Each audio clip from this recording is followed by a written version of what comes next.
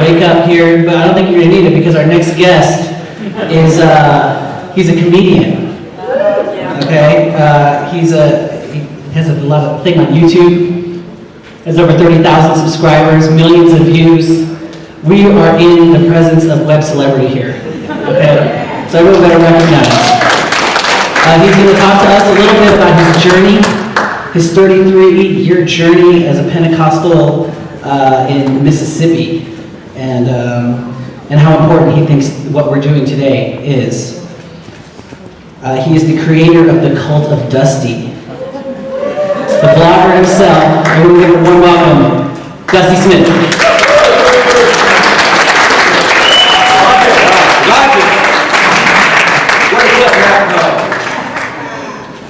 Man, I'm so happy to be here. I've had such a good time. I've met some of the most amazing people since I've been here. You guys are just incredibly awesome.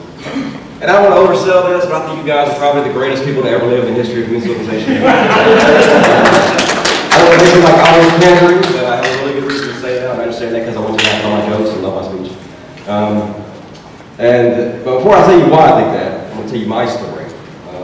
For those of you who have no idea who I am, my name is Dusty Smith, and I am the host of the show, The Cult of Dusty. Which is show on YouTube. He said 30,000, but actually I had 35,000. You're not wrong. So basically, I'm a very controversial comedian, and I make short films on YouTube that basically, in the most blunt way possible, explain to people why religion is evil and should be destroyed as quickly as possible, and why atheism and free thinking and logic and reason, the scientific method, are the greatest thing ever. And we should spread this message to as many people we can as quickly as possible. And that's what I spend my life doing, because I think that's about the most important thing I can spend my talents on. I can start off as an artist, and I make art, and I can't think of any greater art to make than that. And so I'm really proud of my work, and I've been really successful at it. But there are a lot of people that are really nervous when they learned I was going to be speaking at NAPCON, because if you know what my work is like, I'm very profane, I'm very in your face. I think people right here thought I was probably going to come up here and use the MF for every other word, but I'm not really like that. I'm actually a really laid-back, calm guy, and I don't actually have to curse every other word to make an intellectual point. So today, I'm leaving the character at home. I'm actually just going to be myself, and I'm going to tell you my story, my testimonial, because it's actually very relevant to what you guys are doing here. I was born in Greenville, Mississippi, the cotton capital of the world, the birthplace of the Delta Blues, and the most religious place in all of America. For those of you guys who know the statistics, Mississippi is the most religious state in all of America, and America's already incredibly religious as it is, so you can imagine how religious that is. Mississippi has four things going for it. I call it the four horsemen of that apocalypse.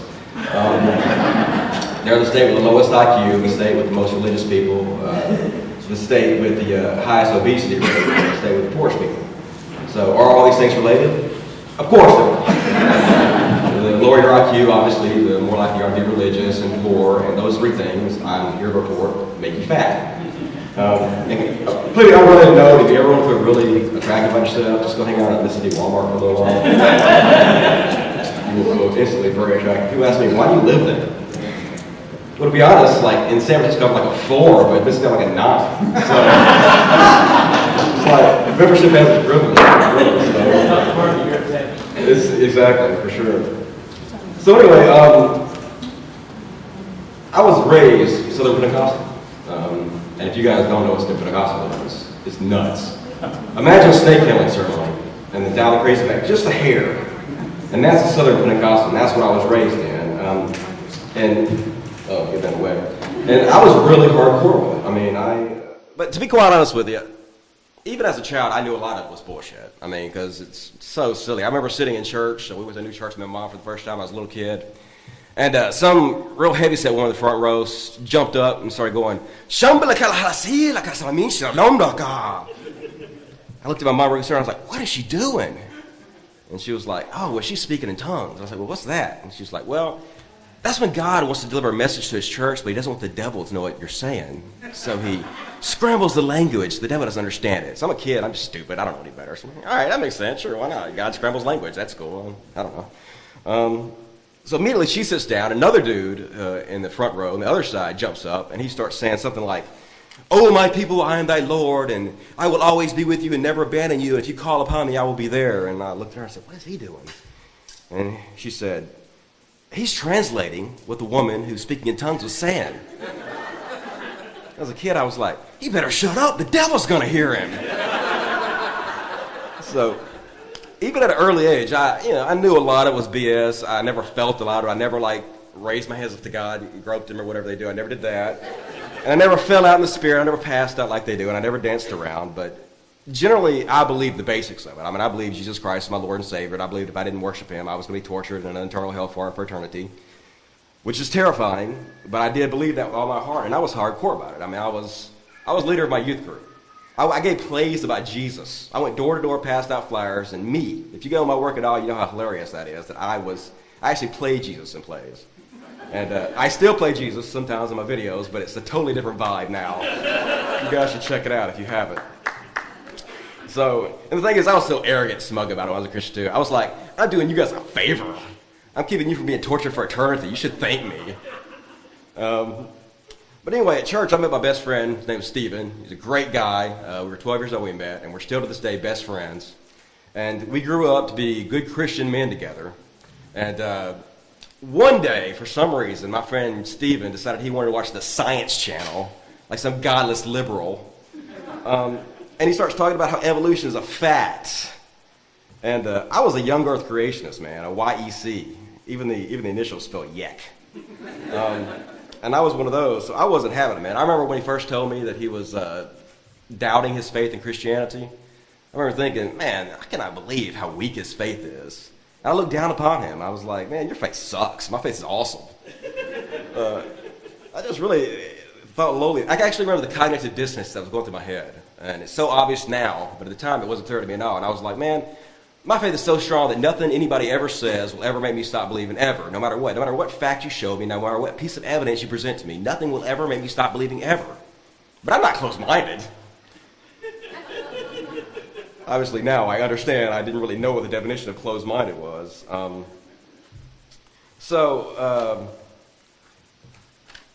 Eventually, he was tired of looking at my smug face about it. And so he challenged me. He said, dude, if you really believe that you're right, just go research it for yourself.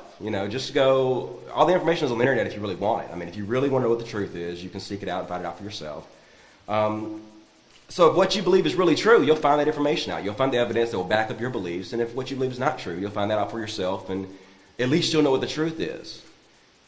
And that actually sounds very reasonable, but reason has very little to do with the mind of a Christian. And I was terrified. I was terrified to question, because as a Christian, I was taught that there was a very good chance you could be tortured forever. And why would anybody take the chance to be tortured, even for 5 minutes, even for an hour, much less for eternity? Why would you even take a small chance of making that happen? And I was afraid to question, because I was afraid that I might be tortured forever.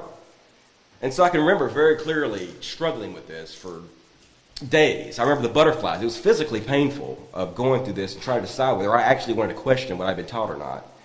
And eventually I decided, yes, I was going to research it for myself and see if my beliefs are true. But mainly, I was so convinced I was correct that I thought I would find the information to shut Stephen up. Obviously, I'm here today, so you guys know how the story ended, but I'll go ahead and fill you in on my research anyway. As I said, I was a young Earth creationist. I was a Kent Hovind disciple. I don't know if you guys know who that is or not, but I hear the groans. He's basically in jail right now for tax evasion, but he's the father of the YEC movement. And he has a pseudo-scientific theory to explain how evolution is not true and how the Earth is only 6,500 years old. And I'm very embarrassed to admit that as little as 10 years ago, I believed the Earth was 6,500 years old. And I believe me, I know how ridiculous that is and how embarrassing it is. But I believe that until I went and researched it. Until I went to see what the experts who have actually spent their entire life studying this stuff, who have actually educated themselves to know what the hell they're talking about. Obviously, I know now the Earth is not 6,500 years old. It's like 4.5 billion years. So, I mean, I was only off by like 4.5 billion years. So, it's not that bad. It could have been worse, I guess. So, I'm kind of embarrassed to admit that I was a young Earth creationist, but I'll get over it, I'm feeling much better now, and that's the important thing. So after I discovered the Earth was not 6,500 years old, the next thing I did was research the historicity of the Bible and Jesus Christ.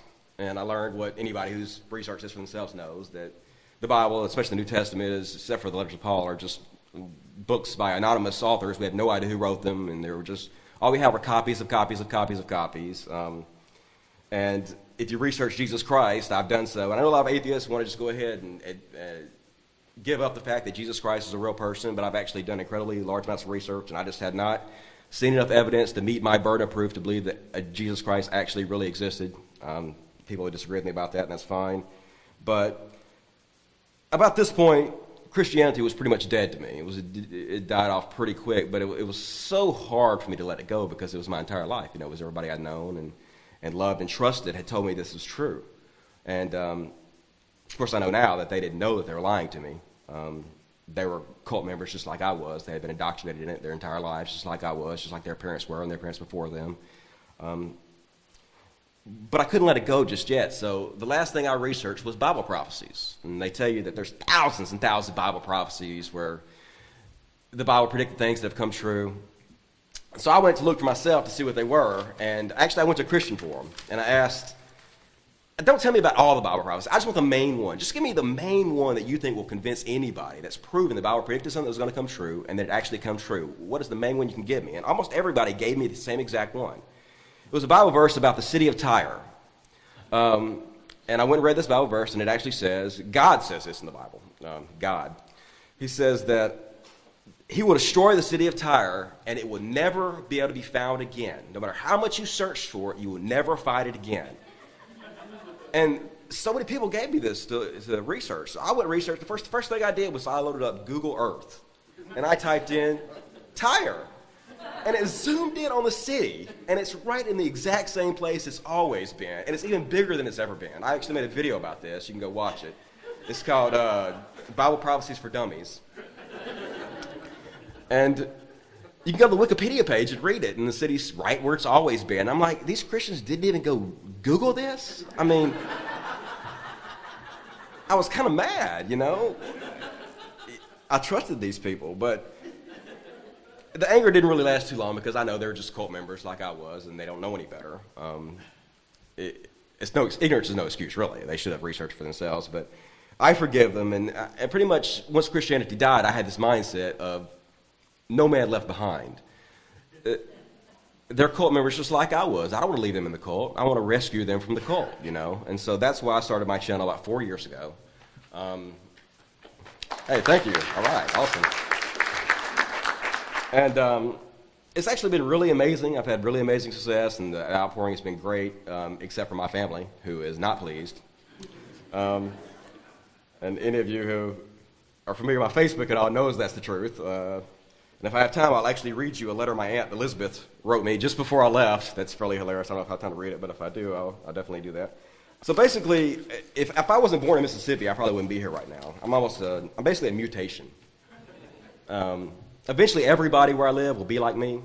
I just had a very fortunate life where I was able to work on the internet most of my life, so I was able to read every day of my life and absorb information like other people haven't been able to, because they really have jobs and kids and lives where they can't really research stuff like you really need to understand what's going on. But eventually, everybody will be where I'm at because the internet is owned by atheists. I mean, I think if you're on the internet at all for any period of time, you know that's true. If you ever go to reddit.com or any of the social media websites, YouTube, we own it, you know, which is awesome because that means we're going to win.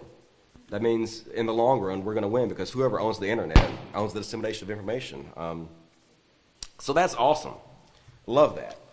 So why do I think you guys are the most important people to ever live in the history of mankind?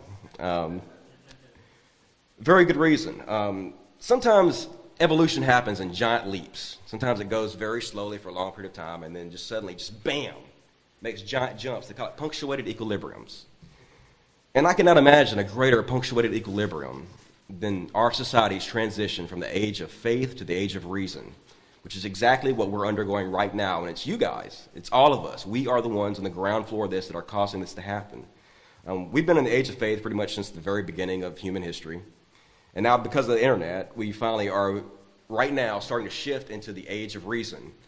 And can you imagine the technological leaps we're going to make as more and more people stop spending trillions of dollars spreading these ancient fairy tales written by primitive screwheads and instead focus that money on science and education and research and the thousands and thousands of man-hours that are spent and millions of man-hours that are spent spreading this ridiculous bullshit, when that's eventually put into logical and reasonable areas, can you imagine how rapidly we're going to evolve as a society?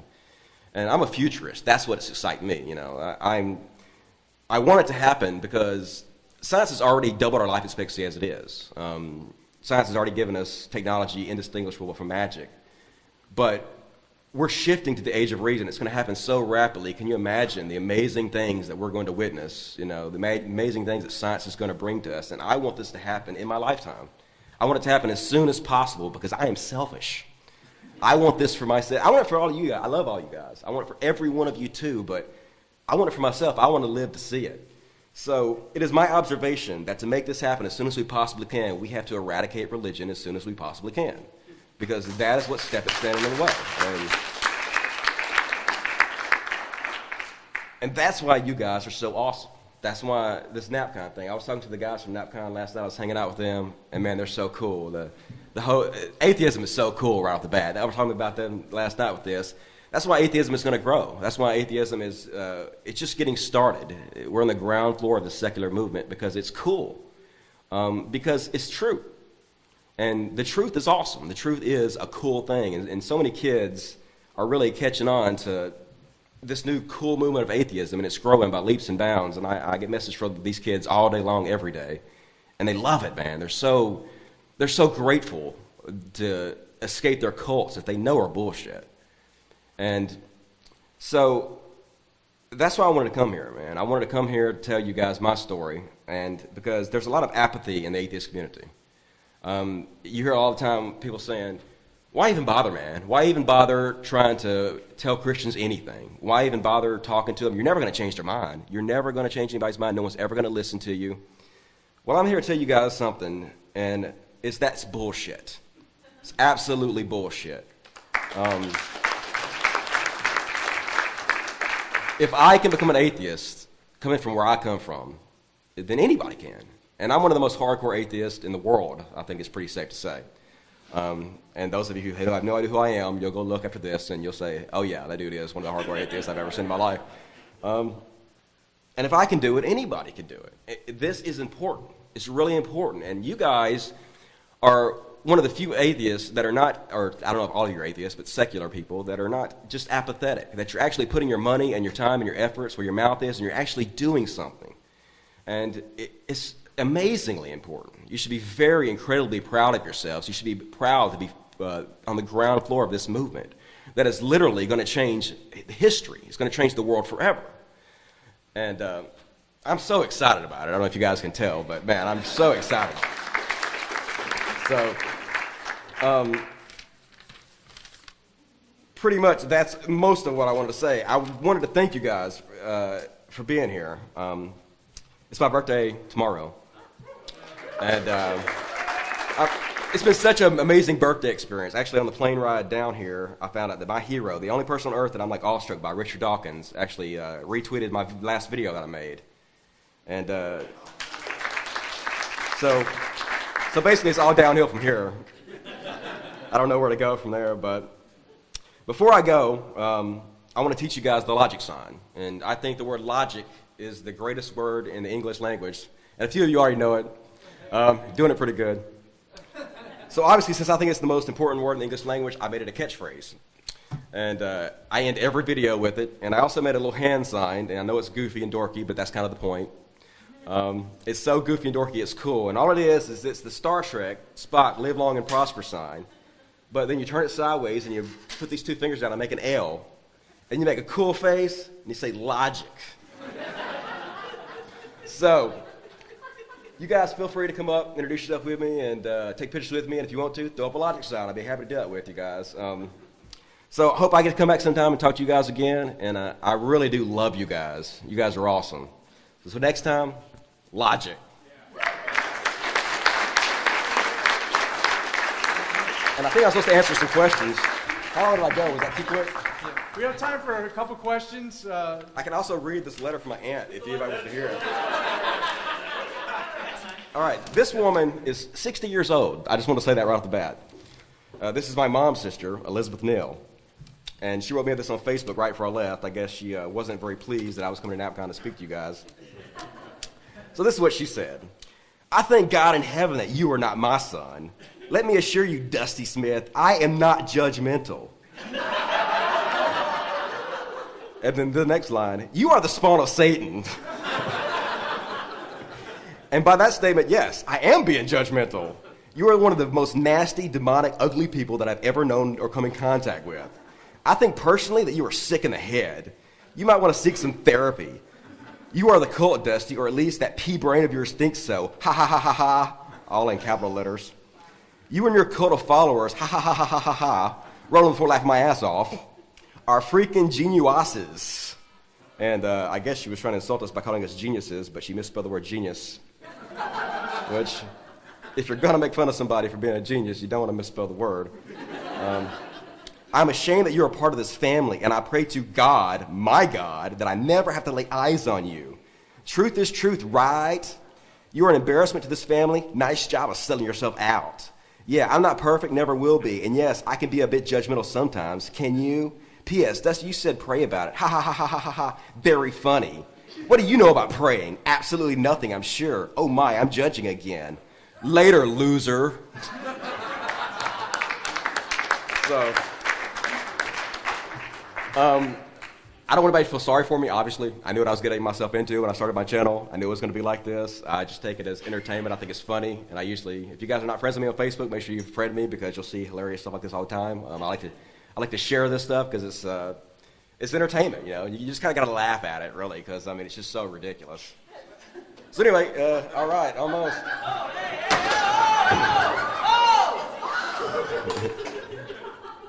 Not even close. I know, you didn't get any close to me. I would have, totally. Does anybody got any questions for me? All right, go ahead, man. What's up? Good to see you. Oh, too slow. They asked me if religious people can be reasonable. And absolutely, religious people can be reasonable about every single thing except for their religion. They just have a blind spot when it comes to that. They're some of those brilliant people are religious people and have been through history. They just, when it comes to that, they're just completely ridiculous. They're just brainwashed in their cult. And they need to be rescued, you know. And so it's our job to do it. So help me out, guys. I want to encourage you. Do everything you can, man. Anything else? Well, as I mentioned, my family, my extended family is all disowned me. They've all disowned me. My immediate family is pretty supportive because anybody who's around me for long enough, you're going to be deconverted. That's just going to happen to you. I'm sorry. If you talk to me long enough, I'm going to deconvert you because I'm just going to tell you the truth, and the truth is, you know, bulletproof. One of the probably most negative side effect about it is that I'm unemployable where I live. There's no possible way I could ever get a job anywhere because all anybody has to do is Google me, and you know that's it. So, luckily, I've been able to make a living off the internet, so I'm my own boss, so I don't have to really worry about that too much. But if ever that ends, then I'm pretty much screwed. So that's not that great. But luckily, I'm lucky enough where I have my own little 10 acres out by myself out in the woods. And I don't have to work with anybody or for anybody, so I can kind of stay out there by myself and be safe. And the South is like 99.9% Christian still, so very few people down there actually know who I am. So I don't really have that many negative ramifications for it yet, but it's mainly just family and the job thing. So, but I've never regretted it a day in my life, you know. I've never regretted doing any of this. I feel like what I'm doing is important, and a lot of my family doesn't agree. They think I'm wasting my life. But I know that's not true because I get the messages from people every day, from the kids and from the people that say that I've helped them and I've changed their life. And I can't think of anything that I could possibly be better doing with my talents than this. So I'm thrilled to be a part of it.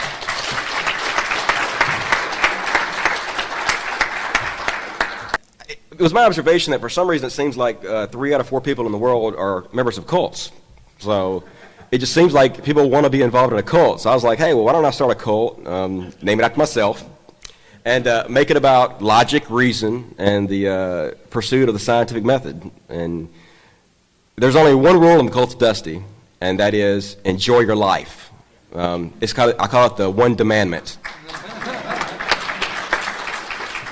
As long as you can do that, you're in. You don't have to send me any money. You don't have to do anything for me. You don't even have to like me. You don't have to be a member of the Cult of Dust. You start your own cult, you know. Just don't be a follower of fairy tales told by desert-dwelling donkey riders. That's just the main thing. Anything else? All right. Hey, thanks, guys. Love you. I just want to say, too, besides Dusty's birthday tomorrow, this was his first time ever speaking at a conference like this, and I think he did fantastic. So thank you so much, Dusty.